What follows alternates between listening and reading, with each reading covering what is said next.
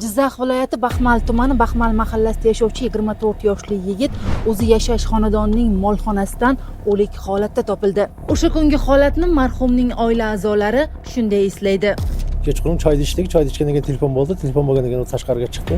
Marhumning qarindoshlarini bizga ma'lum qilishicha, 1-noyabrdan 2-noyabrga o'tar kechasi tungi soat 1lar atrofida yigit aynan mana shu joyda osilgan holatda bo'lgan va voqea joyidan 7-8 metr uzoqlikda, ya'ni aynan mana shu joydan marhumning bosh kiyimi qonga belangan holatda topilganligi ma'lum qilindi. Surishtiruvlarimiz davomida o'sha kuni marhum yigitning o'rtoqlari emas, o'ziga tanish bo'lgan qiz chaqirganligi ma'lum bo'ldi.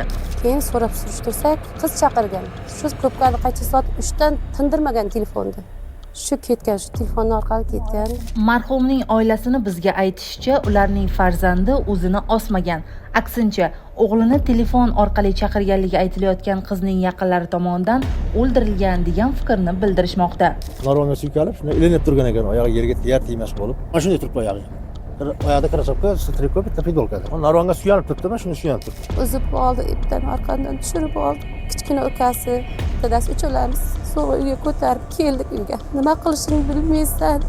Marhumning oila a'zolari o'sha kuni bolasining tanasida jarohat izlari borligini ko'rganini ta'kidlashdi.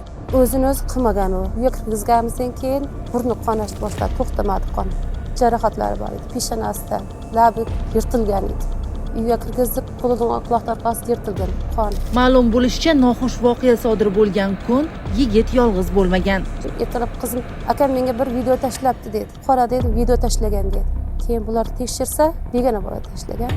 Videosi bosilib ketgan. Aniqlik kiritilishicha, janoza marosimidan keyin qizning qarindoshlari marhumning uyiga kelishgan va yigitning onasiga quyidagi gaplarni aytishgan. 3ta urgan bolaning otasi kelgan. Yosh qilib qo'yibdi, kechiring sizlar. Barakangizni ko'tarib beray.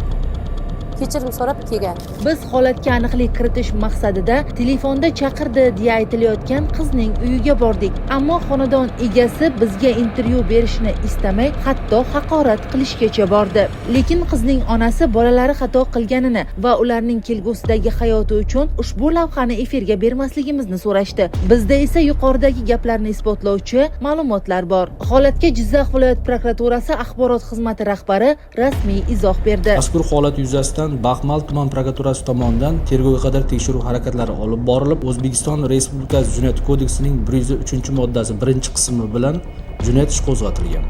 Ushbu jinoyat ishi viloyat prokuraturasi tomonidan alohida nazoratga olingan. Bizda hali javobi ochiqlanmagan savollar ko'p. Millar voqealar rivojini kuzatib boradi.